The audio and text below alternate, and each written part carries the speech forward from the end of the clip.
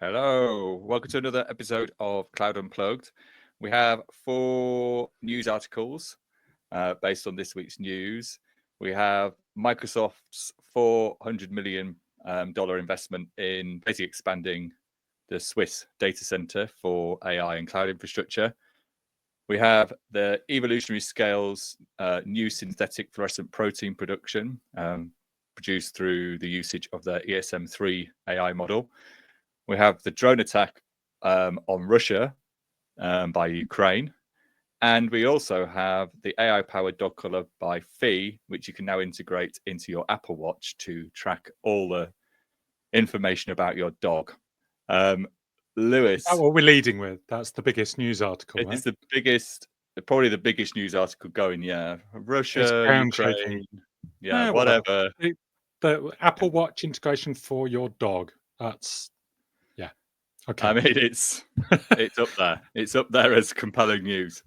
Anything you want to say about the weekend or anything else before we get straight into it? Well, it was my birthday. Oh, yes. Very How old are you, Jon? I am 4'4". So I'm double 4. Very honest of you. Yeah, unfortunately, slightly depressing, but didn't really do very much. I am going to France soon, and also had other things planned. I have, for some reason, seem to have acquired other fellow June babies as friends. So I seem to have quite a fair few friends that are in the same time, but like a kind of circle around the same time as me. So a lot of the time, there's always like maybe dual things planned, so people don't have to basically, especially when you share the same social circle, they're basically going, the same people are going to multiple birthdays, so they're all the same birthday almost. So yeah, but yeah, nothing too exciting. It was good weather, and now it's not so good. And I'm just planning the French trip, which I'm very excited about. I'm going to drive. Oh, nice. I'm going to be driving there, which sneakily they were like, I'm doing a Eurotunnel, so Le Shuttle, and they were like, your car's very wide, so you basically, we need to allocate you a different space. And then I was like, kind of going through the payment and things like that, and I was like, I'm sure this is way more expensive than when I drove last time. So I started fiddling around with like types of cars, and when you're doing it, you then go to another page and you just have a price and you just choose the date. So you wouldn't know that kind of price on the date when you're selecting was based on your car, but actually it changes the price based on the car that's coming in. But you think the price is based on the time because of obviously you're on a completely different screen with a calendar, choosing which date you want to travel and what time you want to travel, and the prices differ on there. So you wouldn't know if you go back onto the previous page and change the car and then come back again, whether the price would change. So it's a bit crafty. Not like was worried about the price. I was just like, I'm sure it's very different. And it just turns out, yeah, it was actually more money for my car for some unknown reason. Not very interesting fact, but I thought I'd share that. So anyway, how was your weekend? I suppose the price of your car and the size of it compared with a motorcycle that you chose the first time would be different. But anyway, no, a Hummer. I'm being facetious. So a Hummer was less. A Hummer was less. Wow. My weekend was good. I planned a holiday, so like you-ish, but it wasn't my birthday. You're going to France? No, I'm not going to. I'm going to Turkey. I planned and booked a holiday, which is all good. Turkey would be very good. Yeah, it'll be very hot though, will it not? Yeah. We went to China last year and it was 45 degrees, so hot. Yeah. Celsius. Yeah. Yeah. It was ridiculous. Absolutely. That is insanely hot, to be fair. It is. Well, I don't think I could handle. No, well, you couldn't be outside for very long. No. Wow, extreme. Anyway, shall we do the news? But anyway, yeah, let's get stuck into the news. So, £400 million being spent. I think currently they're expanding Geneva and Zurich data centers because of the demand. I'm doing it in speech marks, but I think it's kind of maybe a bit of both. Probably is the demand, obviously, on AI workloads. Obviously, there's quite a lot of banking, pharmaceutical companies in Switzerland, but I think it's to do with Trump a little bit. I think that's I'm all for conspiracy theories. That's what I want to be based on. I don't know what you think about. I don't know if you followed much about this and the Cloud Act and all those shenanigans and what it all means. No, I mean, I just read it at surface level, really. I heard that they're investing in Azure region into existing data centers, but also to the Swiss economy and into AI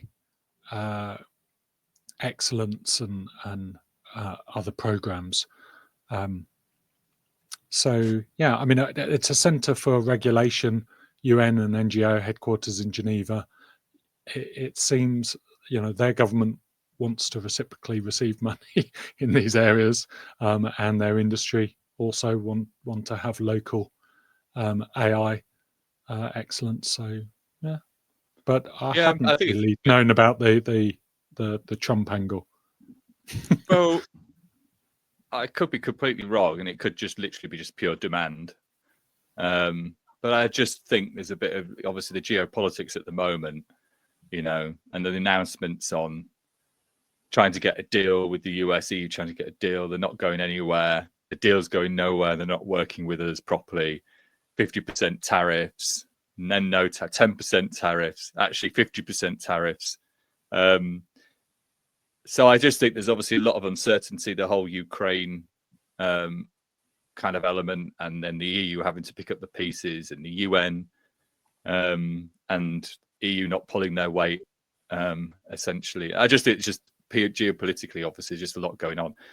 But when he was in power in 2018, Microsoft and the FBI, there was a court case going on where the FBI wanted access to the emails. They wanted the emails. I can't remember exactly what the trial was about, but they wanted these emails for evidence reasons. But they were obviously on the island's data center storage. And they refuted, saying you can't have them because they're in Ireland and it's not in your jurisdiction. So they passed the bill to say, well, we'll need to change that because there's already an act, some storage act, which obviously protects the fact that if it's not in their jurisdiction. So they created the Cloud Act, which says, well, irrespective of where the data is, you're a US company, this is US law, you now need to just give us the data anyway because we want it. So, and then that happened, and then now he's back, 2025. So your conspiracy is basically that the US administration are helping politically to somehow enable these companies to give away free or to have good rates reciprocally with government sovereign data centers around the world, a bit like they did with Saudi, but in all territories, so that they can say, yeah, whatever your laws are, we're actually going to look at the data anyway.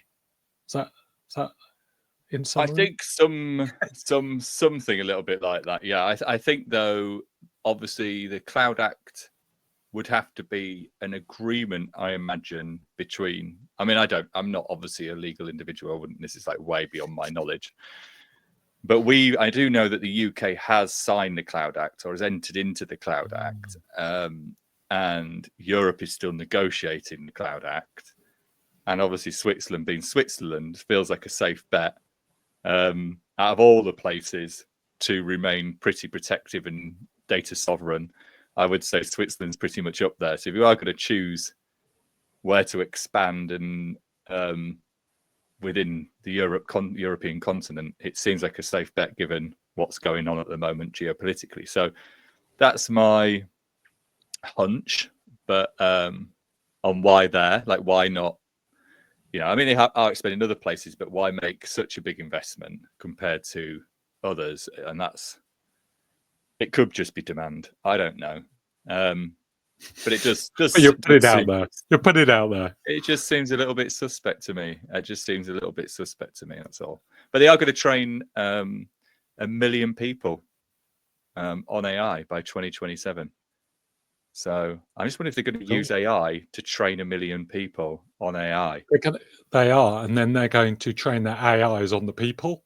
Yeah, and then use those people to train their AIs. Yes. That's how it needs to be, yeah. Perfect sense. To not exfiltrate any data on sovereign soil. That's what they're going to train it to do. Until you basically can't work out who's people and who's AI and who's training who. Really, in the end. Are we serious? Are we actually serious? Yeah. A little bit silly.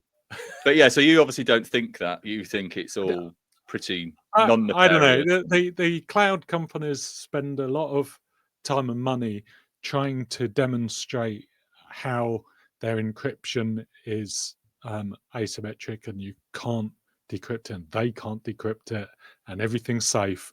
But obviously, if you insert yourself at the right part of the process, like at some point it's in memory. At some points in memory, but there's safe memory, sort of obfuscation, all sorts of things. But yeah, I don't know. It gets pretty technical pretty fast about how effective all these measures are and which exploits are available. But I don't know. It's a bit of a stretch to say the government's listening from America, but yeah. Not impossible. No, not listening. It's just the fact that they maybe worry about, if you are trying to protect, if you're a cloud company that's about growth, and you want Europe to be investing, and you can see investments moving out of the US into Europe because of the instability of the US, and you're wanting to attract the usage of your cloud to, obviously grow your investment, then it's a better choice to be like, well, just in case you were worried about maybe the US getting access to your data, or there's some reasons why you may not want to use Microsoft because of the things going on in the States that may move your workloads into some competitors or some local, more regional. Make sure American companies are involved at all points, just because. Exactly. Then let's do Switzerland, where you've got data sovereignty. We're not going to give you data not part of the Cloud Act. It won't be that. I think anyway. Fair. That's just my opinion. So evolutionary scale. I didn't really know much about evolutionary scale at all until it popped up did pop up on my phone randomly around. There's a bit of news around this synthetic protein, fluorescent protein that they managed to produce using AI modeling. Using an AI model on obviously the protein itself to actually generate a synthetic protein. And they managed to achieve it, the first ever one, apparently. And that's what it said on the article I read. And it's called ESM3 is the model. But yeah, you're obviously more connected to pharmaceutical, individuals than I am. You've got friends that are in this space, and what do you think about this? You're more credible than I am on this. I don't know about more credible. I did listen to some information about this company, and they're a spin out from Meta AI researchers with a specific model that's multimodal and not really not a traditional LLM. It uses transformers at its base, but it has 3D spatial information about the structure of proteins, but also how that structure relates to amino acid sequences, which are in turn related to DNA sequences. and then at the other end related to traits of how specific folded protein structures affect the world and are affected by the world. So therefore could have efficacy in drugs or in specific bioapplications. And they're building on open source, other open source models in this area, and data produced by those models. So AlphaFold, produced by Google, was that this year or last year? DeepMind. DeepMind Google produced AlphaFold, which can accurately predict protein structure from amino acid sequences, which is absolutely insane and is one of the cornerstones of biology, and it basically reduces 10 years worth of effort into hours, which is unprecedented, and it's the rate of acceleration of all these fields as a result. And this is a result where this model has been able to actually produce bioluminescence artificially in a new protein, unbeknownst to nature, or unbeknownst to not nature created, I guess. Not nature created, or knowingly, or we don't know it to be available in nature, and so it's fully artificial and has the same strength, which is it's amazing news, because bioluminescence allows you to test other biological processes. So you insert bioluminescence into experiments, and then you can see if neurons light up, or if digestive tracts light up, or whatever it is. It's a cornerstone of feedback of research in biology, and this company is investing into both the models, but also into robotics to test and validate these protein structures, so you can close the loop and get reinforcement learning quickly on candidate structures. It's insane, the rate of pace in this world. Things that were pure sci-fi only a year ago now seem to be dropping away to progress in this space, and AI is part of that. They also open sourced the model, which is a bit scary to people in pharmaceuticals or life sciences, because models that could generate protein structures that could be used to create novel viruses, for instance, might be seen as quite scary. But they did some very specific controls of, after training the model once, they trained it a second time, but without the data sources for viruses and other specific pathogen and toxin targets. So they clean the data. Let's wind back a little bit, because come back up.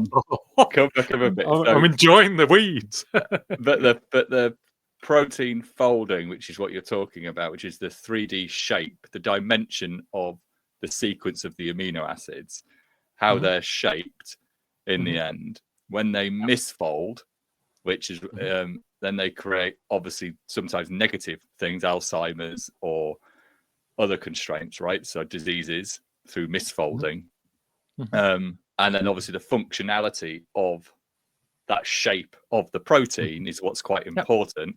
And how it's going to bind to other things, antibodies, or how it's obviously for hormones and things like that. So by being able to predict and to validate the shapes of the protein and the dimensions of the protein in the end is the thing that could help, obviously, biological events, right? Not just protein structures, it's the relation between amino acids, protein structures, and the outcomes.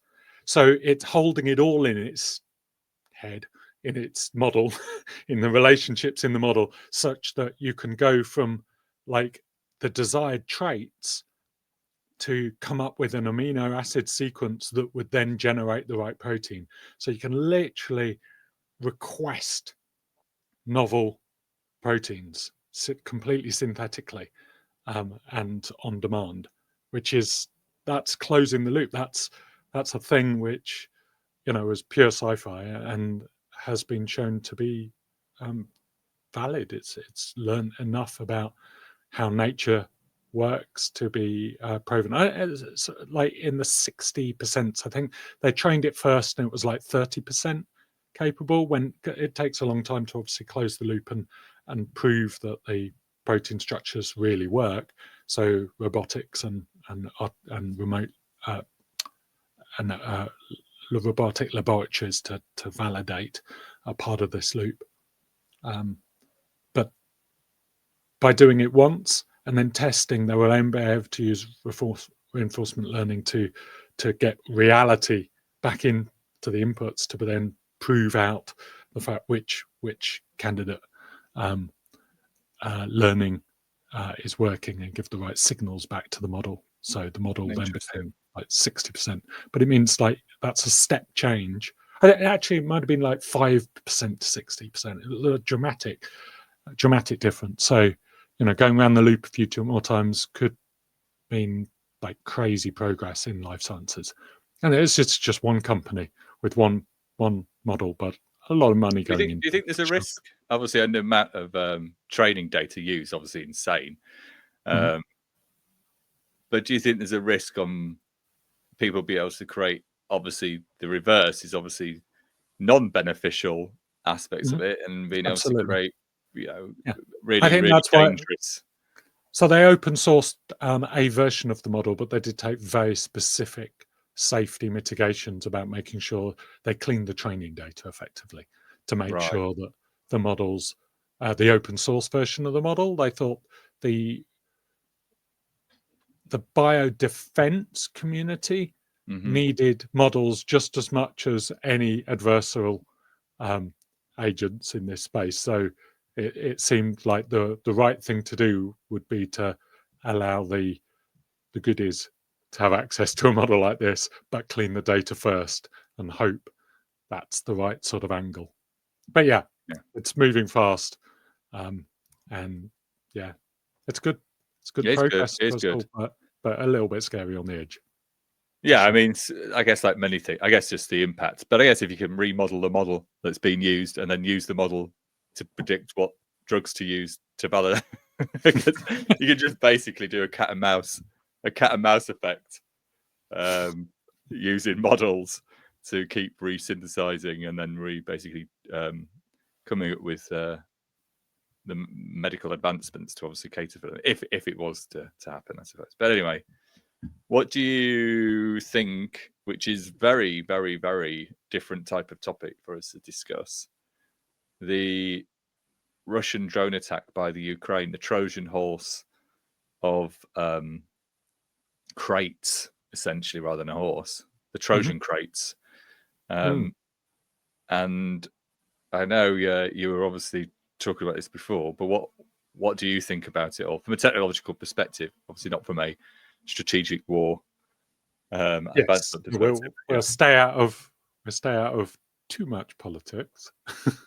But yeah, from a tech perspective, it reads straight out of a sci-fi novel of my youth. Growing up, there's so many stories about drones and swarms of drones and this type of area. But the audacity of the way the attack unfolded, having a covert angle to smuggle crates of drones behind enemy lines, and then to use the 4G network to literally remote control not just doors on crates or vehicles to release the drones, which is quite insane, but also to allow for remote piloting of these FPV drones in a swarm that's coordinated, so that if you lose a signal to one drone, you don't lose it to all of them, and autopilot takes over. So there's an AI element.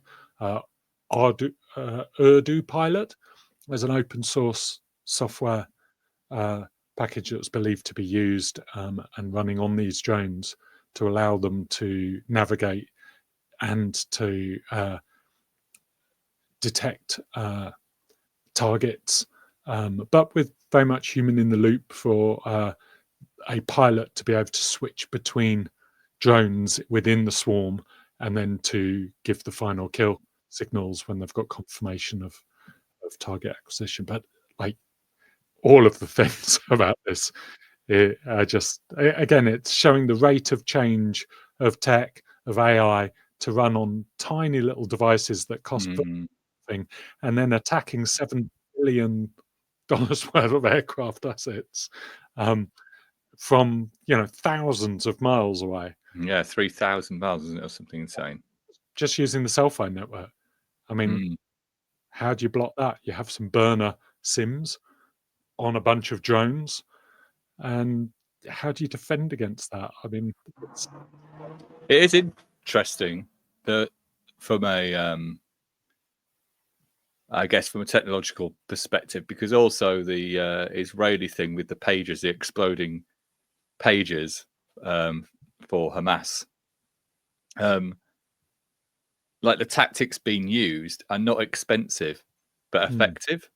This is exactly it. Yeah. So actually, the typical defense is a $3 million, $5 million, $10 million Sidewinder missile, and this is not in that space at all, is it? Exactly, which is just it's making it a much more cheaper prospect, I suppose, to some degree, cheaper and more effective prospect in terms of like the advancements of technology and what that now means to war and the tactics in war, which actually makes it kind of harder because it's like you're saying, like missiles and missile prevention and detection. Obviously, there is investments going on that, and how do you prevent missiles and detect them? But I mean, drones being smuggled in and like thousands of them, say, all running around. Totally different. They slightly Black Mirror-esque sort of perspective of thousands of drones. Well, I think this was just hundreds, or maybe even I mean, no. If you imagine, if you imagine a future with thousands of drones swarming and being released like fairly innocuously or very covertly, it's a scary new world. I mean, with AI software that can auto-target, I mean, maybe you're just going after one person, but where do you hide when there's thousands of drones being released after you, and they could be pretty tiny in the future? I mean, anyway, who's leading in the drone? Who's leading in the drone space? Geopolitically, China make the best consumer drones. The DJI franchise, I mean, not franchise, the company is like at the cutting edge. But didn't you say they demonstrate from China? Yeah, so you're just interesting. Last year.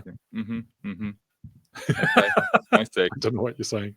I have no idea. I'm not saying anything. I'm just saying it's just interesting. That's all. That's all I'm saying. I think what's I'm not one interesting for conspiracy theories. No, you're not. You're not. Okay, just to feed your conspiracy, what do you think of the fact that China does very famously on social media show off massive drone displays. And is that really for their public to be wowed like a firework display, or is it a little bit geopolitical, show their leadership in massive drone swarm coordination capability in their companies? Just saying. Yeah, I'm not sure, but they do a very cheap car, the BYD. So buy the kind you can zoom off. The other thing, like to get off the lead you away from the China very quickly. Operation Spider's Web was the name of the operation. Everything's a spider, isn't it, in cyber warfare? Yeah, that was a cyber attack, wasn't it? Yeah. Yeah. Anyway. Yeah, I don't know why they're related. All spiders. I don't really know why Operation Spider's Web. What do you think of the drone swarm attack from afar? Have you got any specific takes? I think really, I just think I kind of said a little bit my opinion. I think it just changes the barrier for entry almost in some ways on how much money countries need to have to be still quite effective. And so it does kind of change the game a little bit. But we kind of already saw that, like I was saying, with the pages in Israel and things like that. Like sometimes it's just, not like it's a great thing to be discussing just generally about wiping out elements of the human race for political reasons or religious reasons. But the effectiveness when on the technology and what they're doing in the approach is obviously like changing, how small things can become, how discrete things can become, but how powerful those discrete things are becoming, plus AI powered, and how much they really need to function is obviously becoming less in some ways. So there's a lot of moving things. I mean, even some of the articles we've just spoken about with the ESM3 and biological warfare as well, and things like that. Like there's a lot that there's a negative element to it, obviously, on what could be leveraged, and there's positive elements like you're just saying, well, here's an amazing display, isn't it pretty? Oh, we've also just taken out a load of people with some drones, and you're like, there's like dual use cases that aren't always. It reads like a cyberpunk novel. All of this, but it shows the asymmetry isn't just about military. It's the power of less and less entities. So the power of an individual is also going up. How much you can get done as an individual and what power you wield is increasing with the availability and the price of entry of all of these tech.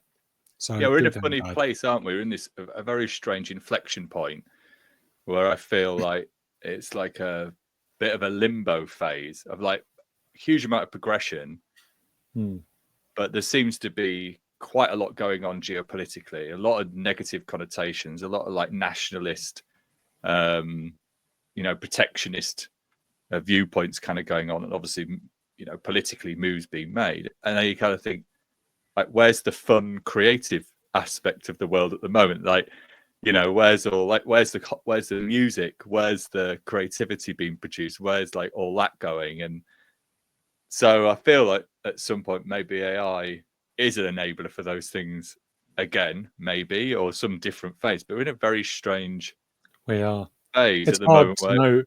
It's hard to know the outcomes, isn't it? Because it's like there's so much change. You can see it around you at work, in the slight and on the edge, but it doesn't feel like it's fully hit yet.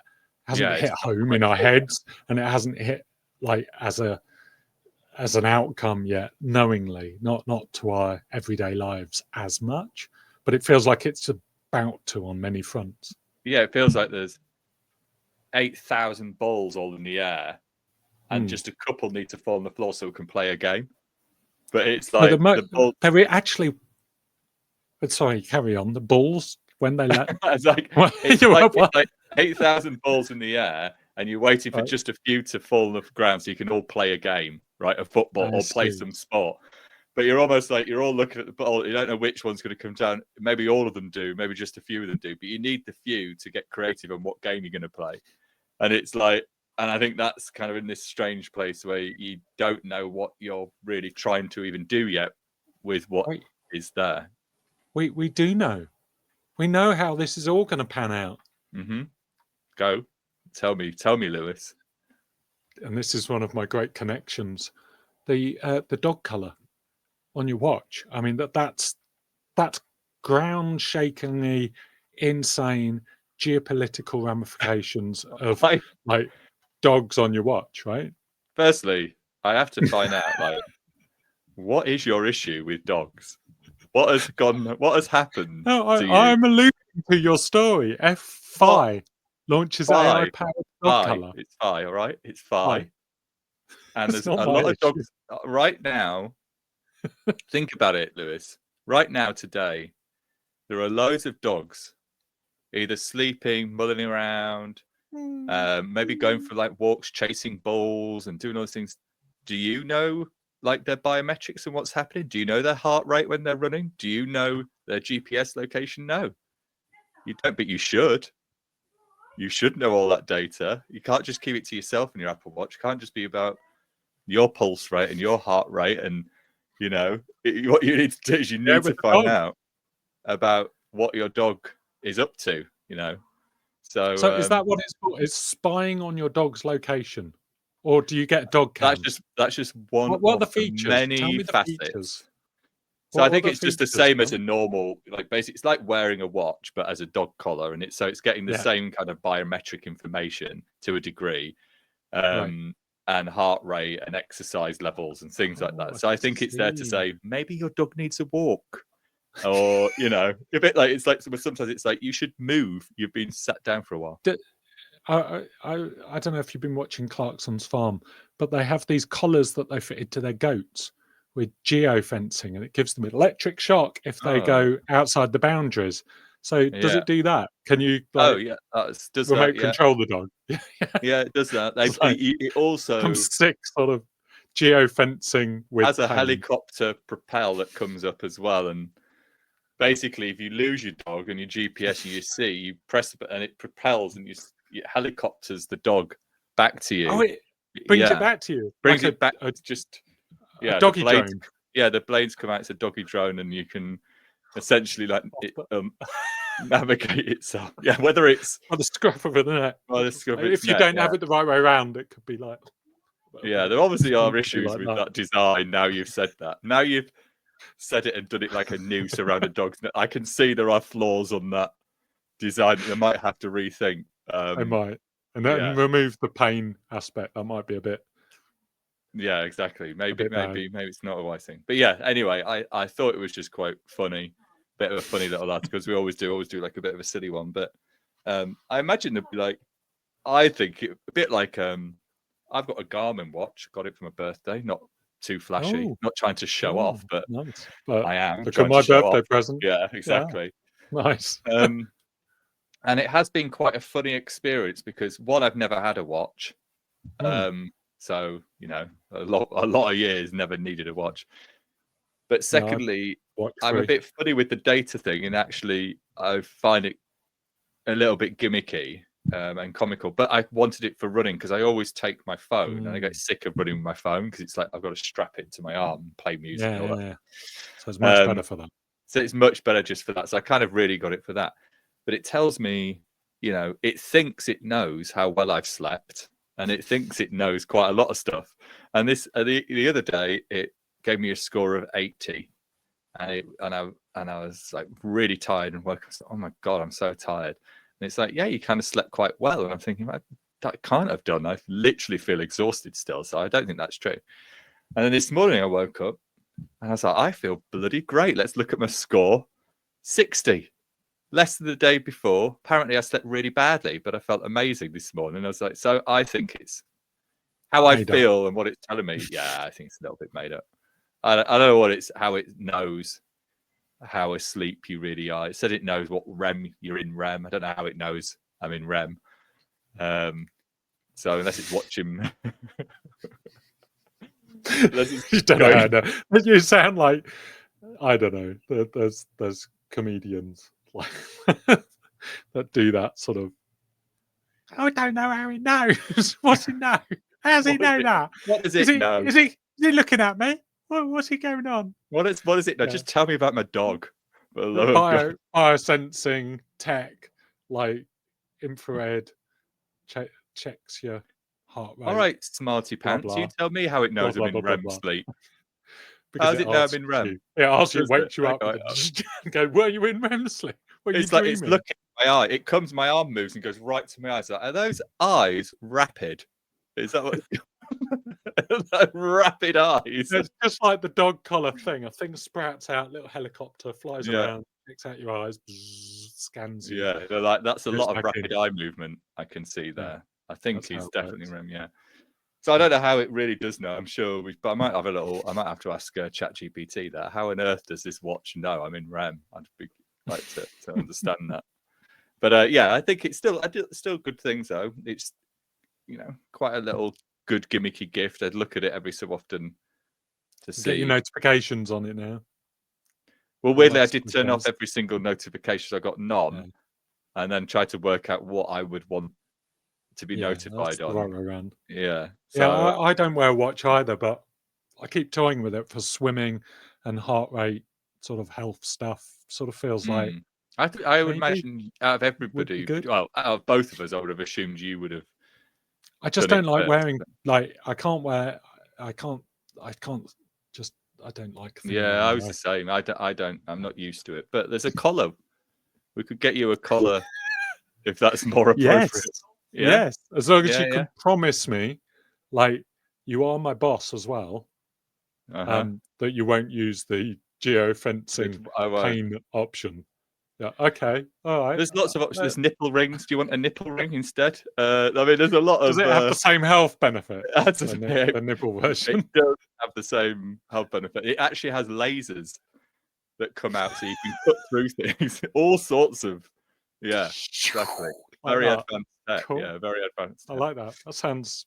Yeah, we should get one for everyone at work. Yeah, we will. We'll invest in that technology. I'm now gonna go and find out how it knows I'm in REM. That's going to be my next endeavour. Surely As it's got an always, AI you can chat to about. But yeah.